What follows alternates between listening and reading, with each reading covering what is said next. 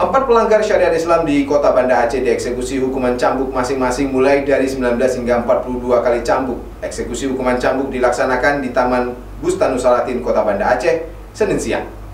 4 terhukum ini terbukti melanggar Kanun Aceh nomor 6 tahun 2006 tentang hukum jinayan karena mabuk atau khamar. Terhukum satu persatu dihadirkan di tempat yang telah disediakan untuk menjalani eksekusi yang dilakukan oleh Algojo atau Polisi Syariat Islam atau Wilayatul Hizbah.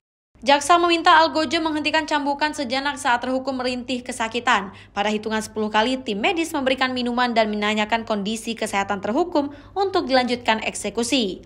Ada 4 terhukum atas nama M. Faus Akbar, kemudian Aulia Saputra, dan kemudian Wusdi dan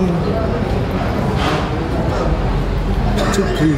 Mereka menerima hukuman cambuk. Tadi kita lihat, Bapak Ibu juga sudah lihat, acara penghukumannya sebanyak 42.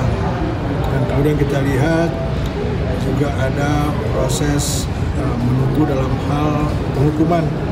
Kita juga atur mengenai kesehatan mereka. Jika mereka sudah cukup dan segala kesehatannya baru dilakukan hukuman cambuk.